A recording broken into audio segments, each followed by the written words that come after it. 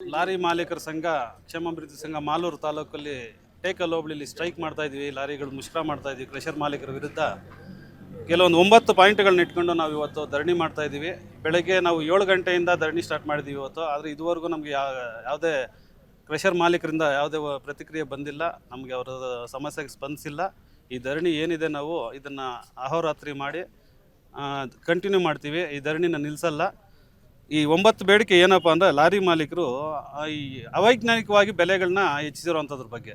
ಈ 1 ತಿಂಗಳಿಂದ ಏನಾಗಿದೆ, ಕ್ರಷರ್ ಮಾಲೀಕರು ಅವರು ಕೃತಕವಾದ ಬೇಡಿಕೆ ಸೃಷ್ಟಿ ಮಾಡಿದ್ದಾರೆ. ಕ್ರಷರ್ ಉತ್ಪನ್ನಗಳಿಗೆ 7ನೇ ತಾರೀಕಿಂದ ನಮ್ಮ ಮೇಲೆ ಅಧಿಕ ಬೆಲೆನ ಹೊರೆ ಹಾಕಿದ್ದಾರೆ. ಹೆಂಗಂದರೆ 150ರಿಂದ 200 ರೂಪಾಯಿ ಒಂದು ಟನ್ನಿಗೆ ಬೆಲೆ ಜಾಸ್ತಿ ಮಾಡಿದ್ದಾರೆ. ಅದು ನೇರ ಹೊಣೆ ಸಾರ್ವಜನಿಕರಿಗೆ, ಮಾಲೂರು ತಾಲೂಕಿನ ಜನತೆಗೆ ಮತ್ತು ಟಿಪ್ಪರ್ ಲಾರಿ ಲೋಕಲ್ ಲಾರಿಗಳೇನಿದ್ದಾವೆ ಅವ್ರಿಗೆ ಮಾತ್ರ ಈ ಬೆಲೆ ನಿಗದಿಪಡಿಸಿದ್ದಾರೆ. ಇವರು ಬೆಂಗಳೂರಿಗೆ ಸಪ್ಲೈ ಮಾಡೋದು 750-800 ರೂಪಾಯಿಗೆ ಇವ್ರು ಎತ್ಕೊಂಡೋಗಿ ಅಲ್ಲಿ ಸಪ್ಲೈ ಮಾಡ್ತಾರೆ. ಆ ರೇಟ್ ನಮಗೆ ಕೊಡ್ರಿ ಅಂದರೆ ಇಲ್ಲಿ ಕೊಡ್ತಿಲ್ಲ. ಮತ್ತು ರಾಯಲ್ಟಿ ಕೊಡೋ ವಿಷಯದಲ್ಲಿ ತುಂಬ ಅನ್ಯಾಯ ಮಾಡ್ತಾರೆ. ಆ ಕ್ರಷರ್ ಲಾರಿಗಳಿಗೆ ಮಾತ್ರ ರಾಯಲ್ಟಿ ಬಿಲ್ ಹಾಕ್ಕೊಳ್ತಾರೆ. ಲಾರಿಗಳವರು ರಾಯಲ್ಟಿ ಬಿಲ್ ಕೇಳಿದ್ರೆ ಸರ್ವರ್ ಡೌನ್ ಇದೆ, ನೆಟ್ವರ್ಕ್ ಪ್ರಾಬ್ಲಮ್ ಇದೆ, ಬರ್ತಾ ಇಲ್ಲ ಅಂತ ಗಾಡಿಗಳನ್ನ ರೋಡ್ ಕಳಿಸ್ತಾರೆ. ಈ ರೋಡ್ ಕಳಿಸಿದಾಗ ಮೈನ್ಸ್ ಆ್ಯಂಡ್ ಜಿಯಾಲಜಿಸ್ಟ್ ಆಫೀಸರ್ಗಳು ಬಂದು ರೈಡ್ ಮಾಡಬೇಕಾದ್ರೆ ರಸ್ತೆಯಲ್ಲಿ ಹೋಗೋಂಥ ಲಾರಿಗಳನ್ನ ನಿಲ್ಲಿಸ್ಬಿಟ್ಟು ಬಿಲ್ ಇದೆಯಾ ಅಂತ ಚೆಕ್ ಮಾಡ್ತಾರೆ. ಬಿಲ್ ಇಲ್ಲದೆ ಇರುವಾಗ ಲಾರಿ ಮಾಲೀಕರಿಗೆ ಮಾತ್ರ 1,10,000, 1,20,000 ಈ ಥರ ಮನಸ್ಸು ಬಂದಂತೆ ಮೈನ್ಸ್ ಆ್ಯಂಡ್ ಜಿಯಾಲಜಿಸ್ಟರು ಪೆನಾಲ್ಟಿಗಳಾಗ್ತಾ ಇದ್ದಾರೆ. ಆ ಪೆನಾಲ್ಟಿ ನಮ್ಮ ಹತ್ರ ವಸೂಲಿ ಮಾಡ್ತಾರೆ. ನಮ್ಮ ಗಾಡಿಗಳಿಗೆ ಸರ್ಕಾರದ ವತಿಯಿಂದ GPRS ಫಿಟ್ ಮಾಡಿದ್ದಾರೆ. ಆ GPRS ಇಂದ ಏನಂದರೆ ನಮ್ಮ ನೆಟ್ವರ್ಕ್ ಕಂಪ್ಲೀಟ್ ಎಲ್ಲ ಗೊತ್ತಾಗುತ್ತೆ. ಮೈನ್ಸ್ ಆ್ಯಂಡ್ ಜಿಯಾಲಜಿಸ್ಟ್ಗೆ ನಮ್ಮ ಲಾರಿ ಎಲ್ಲಿದೆ, ಎಲ್ಲಿ ಲೋಡ್ ಆಗಿದೆ, ಎಲ್ಲಿ ಹೋಗ್ತಾ ಇದೆ ಎಲ್ಲ ಮಾಹಿತಿ ಇದ್ದರೂ ಸಹ ಯಾವ ಕ್ರಷರಲ್ಲಿ ಇದು ಬಂದು ಲೋಡ್ ಆಗಿದೆ ಅಂತ ಇದುವರೆಗೂ ಇತಿಹಾಸದಲ್ಲಿ ಒಂದು ಕ್ರಷರ್ಗೂ ಪೆನಾಲ್ಟಿ ಹಾಕಿಲ್ಲ ಇವರು ಮೈನ್ಸ್ ಆ್ಯಂಡ್ ಜಿಯಾಲಜಿಸ್ಟ್ ಅವರು. ಕೋಲಾರದಲ್ಲಿ ನೂತನವಾಗಿ ಆದಿತ್ಯ ಬಿರ್ಲಾ ಫ್ಯಾಷನ್ ಅವರ ಬ್ರಾಂಡೆಡ್ ಲಿನೆನ್ ಕ್ಲಬ್ ಮಳಿಗೆ ಪ್ರಾರಂಭವಾಗಿದ್ದು, ಉತ್ತಮ ಗುಣಮಟ್ಟದ ಬಟ್ಟೆಗಳ ಜೊತೆಗೆ ಫ್ಯಾಷನ್ ಡಿಸೈನರ್ ಹಾಗೂ ಟೈಲರ್ಗಳು ಸ್ಥಳದಲ್ಲೇ ಬಟ್ಟೆಯನ್ನ ಸ್ಟಿಚ್ ಮಾಡಿಕೊಡುತ್ತಾರೆ. ಹಾಗಿದ್ರೆ ಹಿಂದೆ ಭೇಟಿ ಕೊಡಿ. ವಿಳಾಸ ಭೈರೇಗೌಡ ನಗರ, ಬೆಮಲ್ ಲೇಔಟ್, ಕೋಲಾರ ಬಂಗಾರಪೇಟೆ ಮುಖ್ಯ ರಸ್ತೆ, ಕೋಲಾರ ಟೌನ್. ಸಿಗುವಂತ ಲಾರಿಗಳಿಗೆ ಹಾಕ್ತಾರೆ, ಈ ಡ್ರೈವರ್ಗಳಿಗೆ ಹೊಡಿತಾರೆ, ಅವ್ರ ಹತ್ರ ಮೊಬೈಲ್ ಕಿತ್ಕೊಳ್ತಾರೆ, ಅವ್ರಿಗೆ ಚಿತ್ರಹಿಂಸೆ ಕೊಟ್ಟು ಗಾಡಿಗಳನ್ನ ಎತ್ಕೊಂಡೋಗಿ ಸ್ಟೇಷನ್ ಹತ್ರ ಹಾಕ್ಬಿಡ್ತಾರೆ. ಸ್ಟೇಷನ್ ಹತ್ರ ಹಾಕಿ ನಮ್ಗೊಂದು ನೋಟಿಸ್ ಕೊಡ್ತಾರೆ. ನಾವು ದುಡ್ಡು ಕೊಟ್ಟೋ ತನಕ ನಮ್ಮ ಗಾಡಿಗಳು ಬಿಡಲ್ಲ.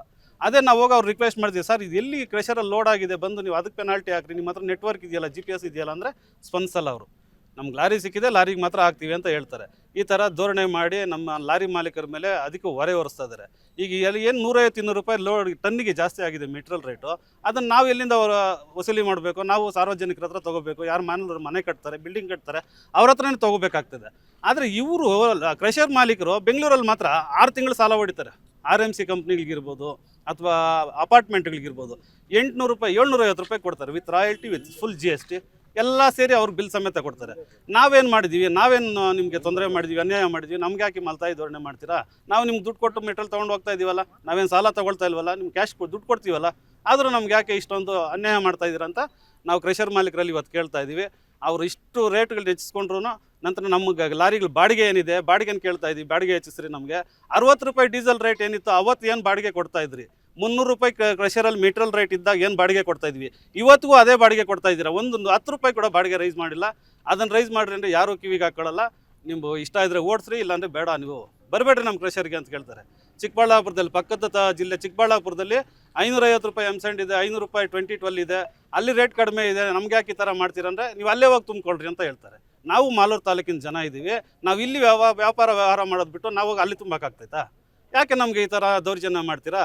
ನಮ್ಮನ್ನು, ನಿಮ್ಮಲ್ಲಿರೋಂಥ ಸ್ಥಳೀಕರು ಅಂತ ನಮ್ಮನ್ನು ಗುರುತಿಸಿ ನಮ್ಮ ಲಾರಿಗಳವರೆಗೂ ಸಹಕಾರ ಕೊಡ್ರಿ ಅಂತ ನಾವು ಅವ್ರಿಗೆ ಮನವಿ ಮಾಡಿದರೆ ಅವರು ಸ್ಪಂದಿಸ್ತಾ ಇಲ್ಲ. ಆದ್ದರಿಂದ ನಾವು ಈ ಧರಣಿ ಮಾಡ್ತಾ ಇದ್ದೀವಿ, ಅನಿರ್ದಿಷ್ಟ ಧರಣಿ ಮಾಡ್ತಾ ಇದ್ದೀವಿ. ಇದನ್ನ ಹೀಗೆ ಮುಂದುವರಿಸ್ತೀವಿ.